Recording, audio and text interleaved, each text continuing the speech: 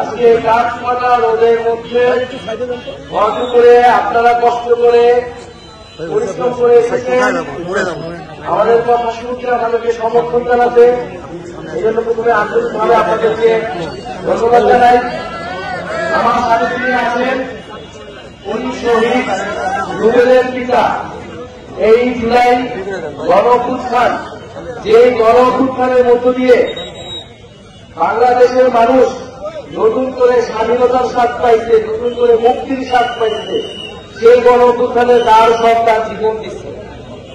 সেই শহীদ রুবেল তার জীবনদানের মধ্য দিয়ে, তার রক্ত দেওয়ার মধ্য দিয়ে আমরা একটা স্বপ্নের কথা, একটা নতুন বাংলাদেশের কথা বলতে পারতেছি। আমরা স্বৈরাচারকে হটাইতে পারছি। শহীদ রুবেল মাত্র ক্লাস 7-এ পড়তো, 7ম শ্রেণীতে পড়তো, গার্মেন্টসের কাজ করতো নিজের পড়াশোনার খরচ মেটানোর জন্য। খুবই গরিব ঘরের সন্তান সেই রুবেল। সেই রুবেলের কোনো প্রয়োজন ছিল না রাস্তায় নামার, সেই রুবেলের কোনো প্রয়োজন ছিল না পুলিশের বুলেটের সামনে নামার। কারণ এই আন্দোলনটা ছিল প্রথমে চাকরির আন্দোলন, যে চাকরিতে বৈষম্য হয়। শহীদ রুবেল হয়তো সেই পুরো জিনিসটাও বুঝতো না, কিন্তু ক্লাস 7-এর একটা ছেলে রাস্তায় নামছিল। কেন নামছিল? আপনারা নিজেদের কাছে প্রশ্ন করুন, নিজেদের বিবেকের কাছে প্রশ্ন করুন।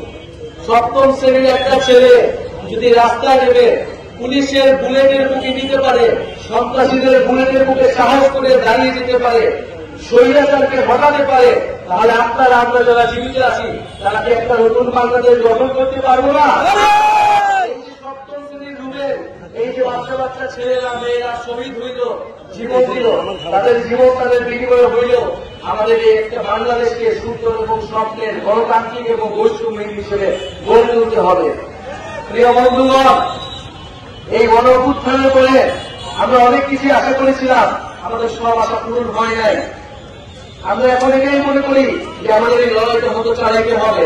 এই গণ-অভ্যুত্থানে যারা জীবন দিচ্ছে, আমরা দেখতেছি গণ-অভ্যুত্থানের পরে আবারও আগের সিস্টেমে, আবারও আগের পুরনো যে নিয়ম কানুন, পুরনো কালচার সংস্কৃতি আমরা দেখছি, সেই সংস্কৃতিতে ফেরত যাওয়ার একটা চেষ্টা হচ্ছে।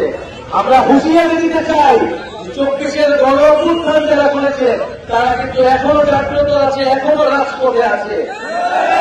যদি কেউ মনে করে আবার পুরনো বন্দোবস্ত, পুরনো দখলদারিত্ব, পুরনো সন্ত্রাসের রাজনীতি আবার ফেরত আনবে, তাদের পরিণতিও কিন্তু স্বৈরাচার হাসিনার মন্দির হবে।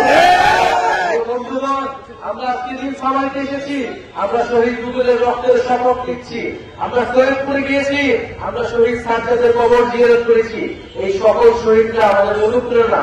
আমরা মনে করি এই মানুষগুলা জীবন দিতে একটা সুন্দর, একটা সমৃদ্ধ বাংলাদেশের জন্য, যে বাংলাদেশে অর্থনৈতিক বৈষম্য থাকবে না, যে বাংলাদেশে আঞ্চলিক বৈষম্য থাকবে না, যে বাংলাদেশে আপনি স্বাধীনভাবে মত প্রকাশ করতে পারবেন, আপনি কথা বলতে পারবেন, আপনার ভাতের অধিকার পাবেন, আপনার খাবারের অধিকার পাবেন, শিক্ষা এবং কর্মসংস্থান পাবেন, আপনি হাসপাতালে গেলে চিকিৎসা পাবেন, আপনি সরকারি অফিসে গেলে আপনাকে দুর্নীতির আশ্রয় দিতে হবে না, দুর্নীতির শিকার হইতে হবে না।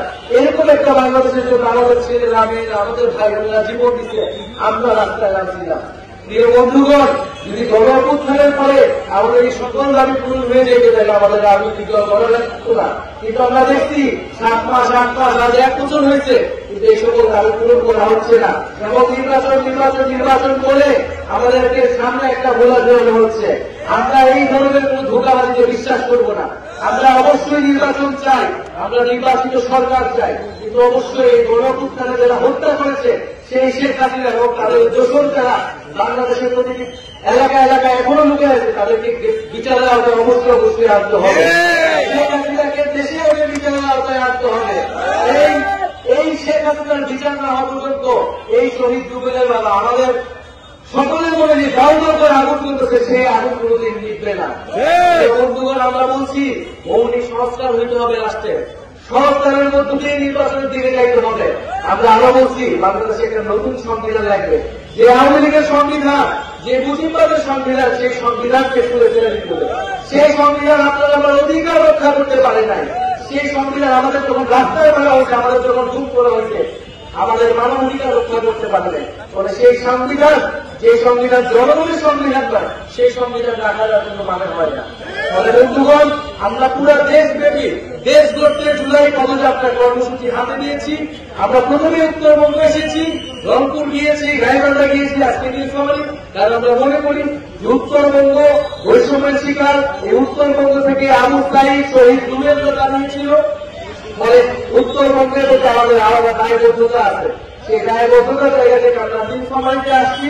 নীলফামারীর ইতিহাস অনেক সমৃদ্ধ, নীলফামারীর ইতিহাস লড়াইয়ের ইতিহাস। সেই গিল বিদ্রোহ থেকে আমরা নীলফামারীর কথা শুনি। বন্ধুগণ, এই গণ অভ্যুত্থানের মধ্য দিয়ে আমাদের নীলফামারী জেলায় আমাদের যারা বৈষম্যবিরোধী আন্দোলন করেছেন, আমাদের গণ অভ্যুত্থানে অংশগ্রহণ করেছেন, তারা আমাদেরকে সমর্থন দিবেন, সহযোগিতা করবেন। আমরা একটা নতুন দল করেছি, আপনাদেরকে কথা দিয়ে যাচ্ছি, আমরা খুব শীঘ্রই আপনাদের যে দাঁড়িয়ে দেওয়া, আপনাদের যে আকাঙ্ক্ষা, আপনাদের যে প্রত্যাশা, তরুণদের একটা রাজনৈতিক দল থেকে সেই প্রত্যাশা আমরা খুব শীঘ্রই পূরণ করব। আর এটা ভাবার কোন কারণ নেই যে রাজপথে তৃণমূলে কেবল একটাই দল আছে। বাংলাদেশের নতুন রাজনৈতিক শক্তির উত্থান ঘটেছে, নাগরিক পার্টির উত্থান ঘটেছে, তরুণের উত্থান ঘটেছে, 24-এর শক্তির উত্থান ঘটেছে। এবং এই শক্তিকে অগ্রাহ্য করে বাংলাদেশ কেউ কোন ধরনের ষড়যন্ত্র করতে পারবে না। বন্ধুগণ, আমরা এই নীলফামারীর পৌরসভা শেষে আমরা পঞ্চগড় যাব। আপনারা আমাদের পুরো যাত্রা আমাদেরকে সহযোগিতা করবেন এবং আমরা ৩রা আগস্ট শহীদ মিলনে ঢাকায় বিশাল জমায়েত করব এবং আপনাদের যে সমস্যাগুলোর কথা, সেই সমস্যাগুলো নিয়ে আমরা ইস্তেহার দিব জাতির সামনে যে এই জনগণের সমস্যা, এই সমস্যা সমাধানের জন্য জাতীয় নাগরিক পার্টি নাগরিকের মর্যাদা, ধর্ম বর্ণ নির্বিশেষে আপনাদের সকল অধিকার, ন্যায়, দলন এবং বৈষম্যহীন বাংলাদেশ গড়বে, এই প্রতিশ্রুতি আপনাদেরকে দিয়ে যাচ্ছি। ইনকিলাব জিন্দাবাদ।